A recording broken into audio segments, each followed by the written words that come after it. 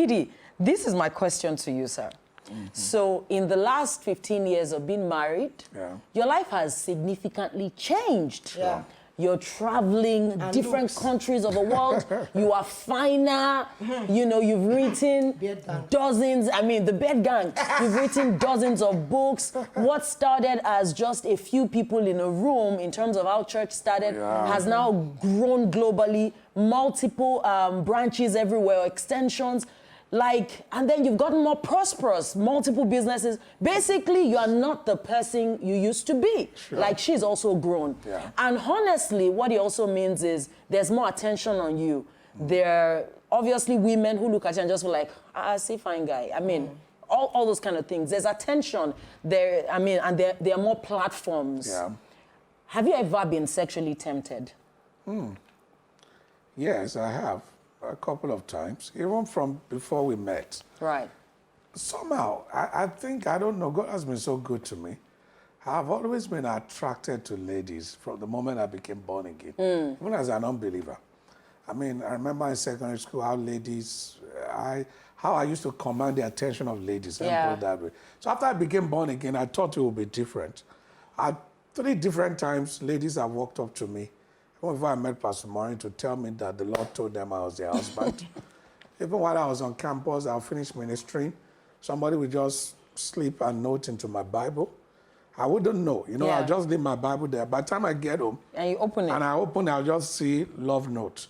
And at times I get to my room, on my door, anonymous note. I used to tell her, I mean, I used to get a lot of that. I mean, of course, you know. But you see, what has kept me is the grace of God. There is no man of God that is not tempted sexually. There's no man of God that is not tempted with the opposite sex. There are people who come, and when they come as friends and as daughters, as these. But by the time you start seeing and sensing signs, you know, things, the wisdom of God will demand that you pull back. And there are some people I met also, I didn't even see that they have any sinister motive. But my wife would pick it and will say, I'm not comfortable with your relationship with this person. And the moment she says it, you know, at first I want to say, no. But by the time she says it the second time, I'll just pull back. And I've done that many times. I'll just be like, okay, no problem. The thing is that it's not that I have the interest. There's no vested interest. So if my wife is saying she's not comfortable, it's wisdom to listen to my wife. So she's done that a couple of times. Can you repeat that, sir? That line. It's wisdom. Whenever, and I'm telling the men. Yes, sir. In plain terms now, once your wife is not comfortable with any lady, please pull back. Except you have motives, except there's more to it. Because this is your wife. If she says she's not comfortable, then she's not comfortable. There's nothing you can do about it. You can't say, oh, you don't understand her. She doesn't have to understand her. Let me give you an example. Sorry, sir. Especially one that is not a norm. For her to be uncomfortable with Exactly. So when she comes a few times, because in this particular case, sincerely, my wife to respect. Sincerely, my wife doesn't send. Let me put it that way. My relationship with other women, she's not disturbed, she's not jealous, she's not uncomfortable, and that is why if she says it, which can be once in a blue moon, I just have to listen, because normally she wouldn't even interfere or so much even say anything. And that is one thing I thank God for her, about her. She's very secure. She's not, you know, I could sit there, for example, now all day with DDK now. The thing is that she knows who DDK is. She wouldn't even care. She doesn't even think, oh, what's going on? Let me check on them, you know. She's giving me that latitude. And that trust is also what I try every time to make sure I do not betray. I think what has helped me is just the wisdom to draw the line and to always tell every young lady around me up front. I always do that we're not in this, that this is PD. I'm not interested in you. I'm not asking you out, and I'm not going to have sex with you. I don't do all that. I tell young ladies up front. I said, so let's define this relationship. It's just to help you spiritually and to make sure that you fulfill destiny. And somebody you have told that up front. Even if your emotion is running a wire, you know who you are, and you don't want to present another thing that you are not. So even when those temptations are there, you pull back and you are like, no, this is not me. And so I can say by the grace of God, since we're married, I have never kissed any other woman. Wow. And I've never had anything to do with any other woman. Wow. To the glory of God. Temptations, yes, here and there, but not anything significant because you know how to draw the line. So same thing also, young ladies here and there, just cut off. And when they regain their sanity, you talk. Because people also have preconceived notions from where they are coming from. They've been abused by pastors and leaders, and they might just think you are one of them. And so you need to show them you are not. They have to be enlightened. And that is what has kept me. And I always tell my wife that before people can commit adultery or fornication, it takes an effort. Can I comment on yes, that? ma'am. Yeah.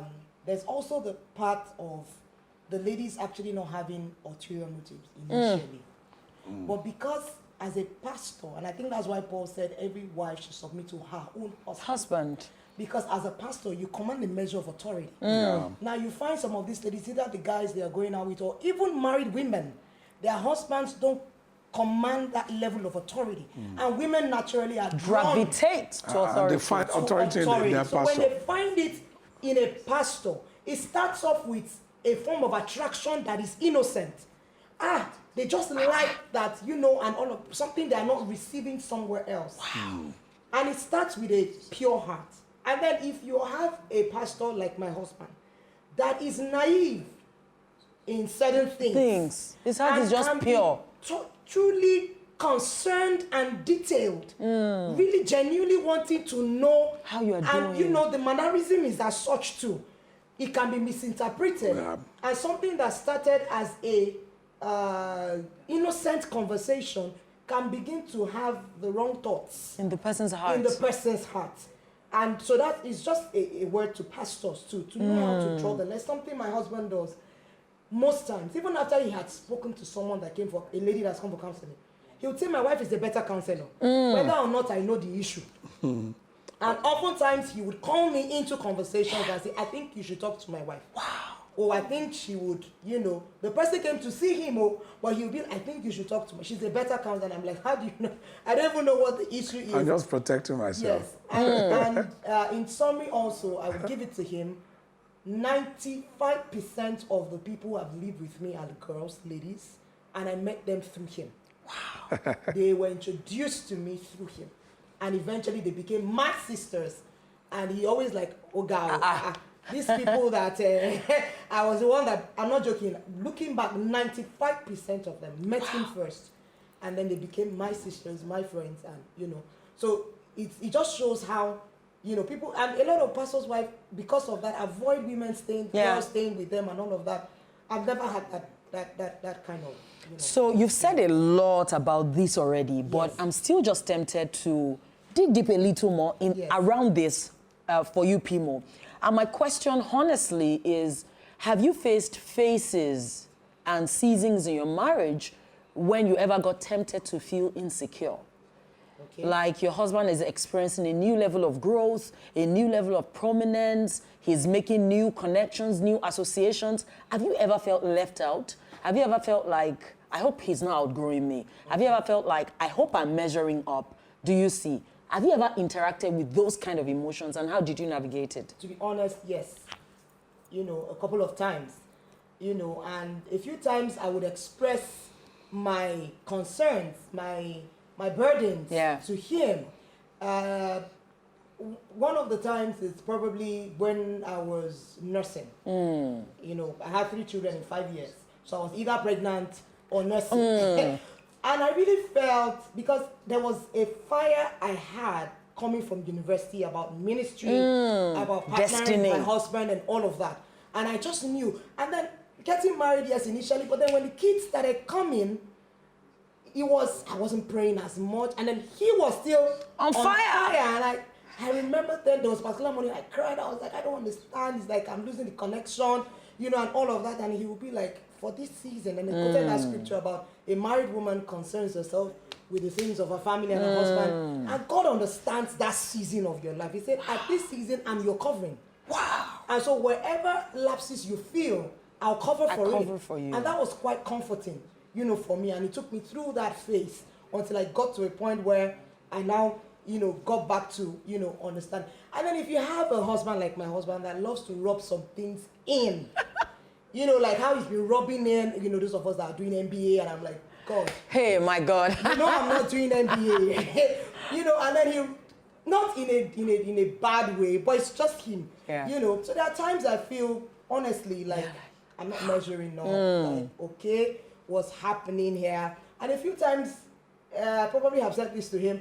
He comes and he rarely talks about women of God that really gets him like that. So when he comes and he's all about guy, like I'm here. I'm here. And he's just talking about this. I met this woman, and all of that.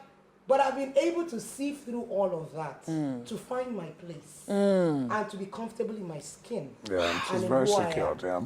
It's a journey. It's a process. I won't say I arrived there in a day. Honestly, I won't say so.